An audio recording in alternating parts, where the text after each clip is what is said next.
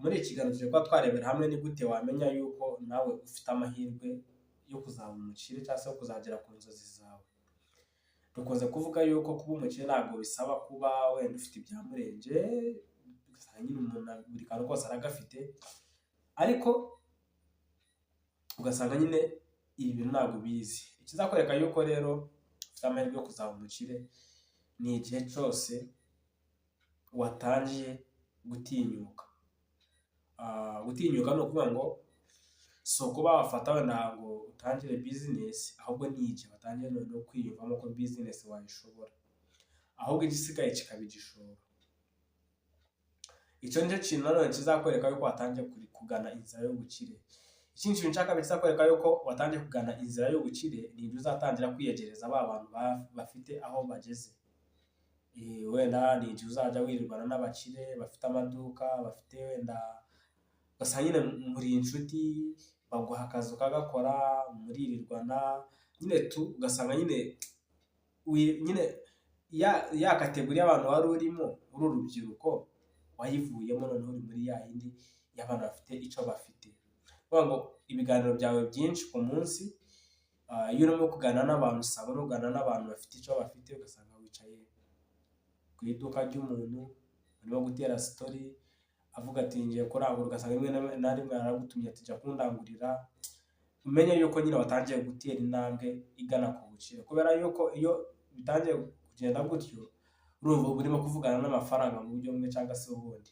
Rero icyo nacyo cyakwereka yuko utangiye gutera intambwe igana ku bukire. Ikindi kintu cya gatatu cyakwereka yuko utangiye gutera intambwe werekeza ku mitungo cyangwa se werekeza ku bukire, ku mafaranga, ni igihe uzasanga noneho utangiye kumenya gukoresha amafaranga.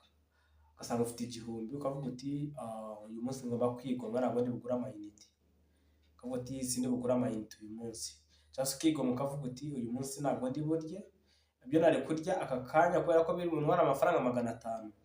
Niba ari mu gitondo, aho kugira ngo ndye mu gitondo wenda breakfast, reka yo nari kurya mu gitondo nihangane nyaryemo wenda ibya saa sita. Icyo gihe uzaba utangiye gutera intambwe yerekeza ku mafaranga. Ikiganiro ndabizi neza ko kiri bukuryohere. Niba koko uri muri wa murongo wo kuvuga uti udufaranga duke mfite natangiye kumenya ubwenge, ni ukuvuga ngo hari igihe ugeramo ugasanga usesagura amafaranga, none hari n'igihe ugeramo ugasanga noneho utangiye kuvuga uti ibi nari ndimo reka mbigabanye, ahubwo uko nakoreshaga amafaranga reka ngere gutereka nisubira. Nyine nubona ubwonko butangiye kubwira ngo tangiye ukoreshe neza amafaranga, menya ko utangiye gutera intambwe igana ku bukire. Ahubwo itandukaniro rizaba ngo ibyo bintu uzabikora iminsi 21, kuko iminsi 21 burya ngo ibintu ukoze iminsi 21, ibintu ukoze iminsi 16, nyine buri munsi wikurikiranya, ni nyine kuva ku minsi 16 kugera kuri 21 na 26. Burya ngo iyo minsi iyo uyikoze uhozaho birakunda kandi ukanabimenyera, ariko none ngo ibintu bikunaniye utageza kuri iyo minsi 21. Uvuga ngo mu minsi 21 iyo bikunaniye tayari urongera ugasubira hasi.